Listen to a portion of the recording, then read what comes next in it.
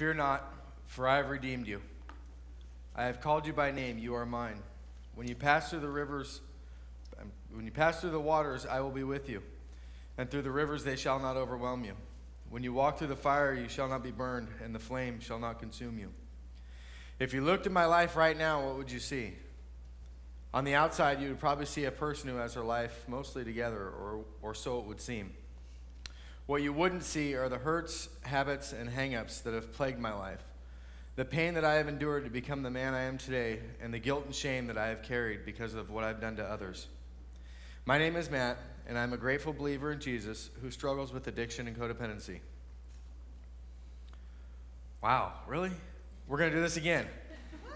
I'm going to teach you guys. This is a learning lesson. My name is Matt. I'm a grateful believer in Jesus who struggles with addiction and codependency, and everybody says, welcome to your first meeting.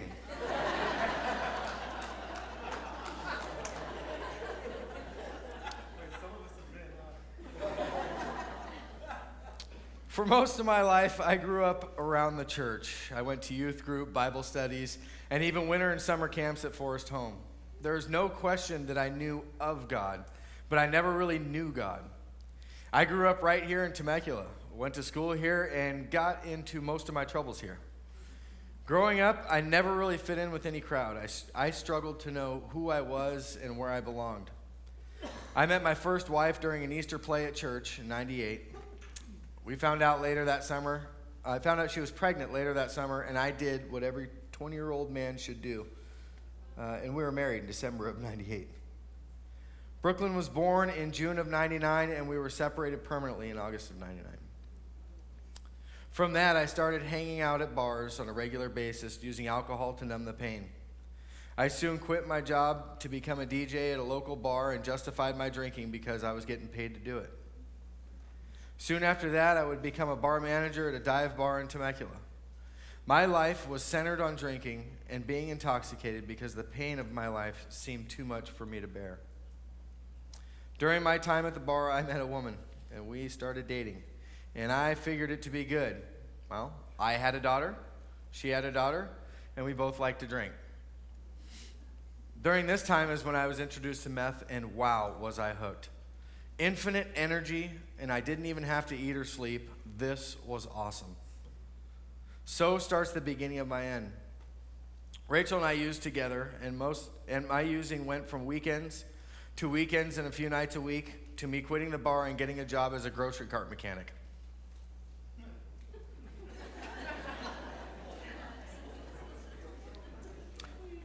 That was a joke. And at least now I know who has done meth in here. I'll see you November 13th. I got a job as a mechanic, and my boss was my dealer. Rachel and I stayed together, and I would soon find out she was pregnant. We had made a decision that we were going to terminate the pregnancy, and on the day of the appointment, she decided that she couldn't do it. Now here I am, 24, I'm addicted to meth. I have a daughter I did not see, and I'm trying to be a dad to Rachel's daughter, Cecilia, and now going to have another baby. I managed to stay clean for a period, and in January of 2004, Rachel and I had a beautiful baby boy. 1 month after Trent was born, we went out to celebrate Rachel's birthday and invited our meth friends along. And yes, I left off right where I was when I quit. Our relationship over the next 8 months would continue to spiral quickly downhill. Our fighting would have Marietta PD at our apartment regularly for domestic disputes, or domestic fighting, or whatever you want to call it. On September 12, 2004, we ran out, and for some reason I told Rachel we were not getting more. That week was a living hell and my bottom, the lowest point of my life, and I got permission from Pastor Jim to say hell.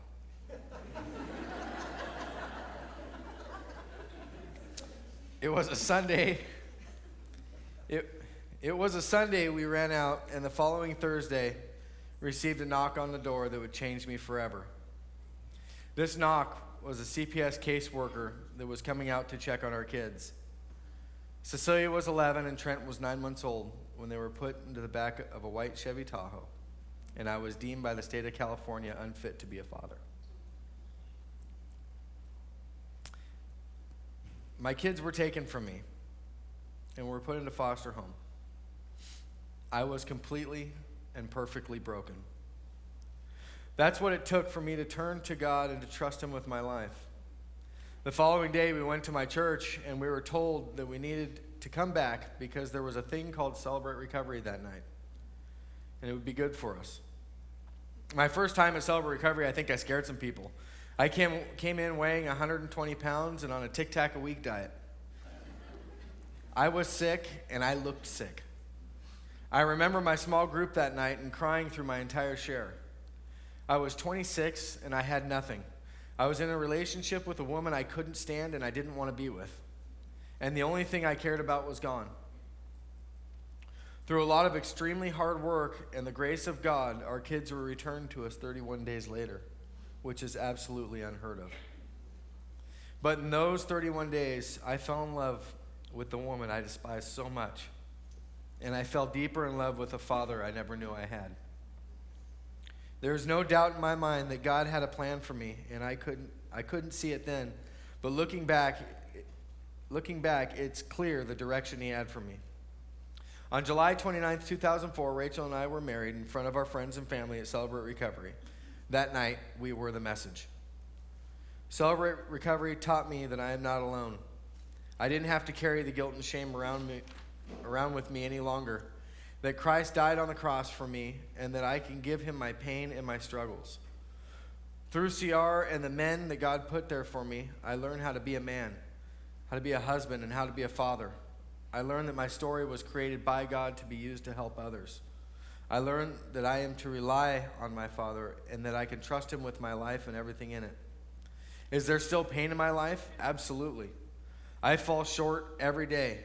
Just ask my wife. But we'll soldier on because that is what I am called to do. I am not condemned by my past, and I know that I am forgiven and I have been made new. Today I celebrate 11 years, 1 month, and 23 days in my recovery.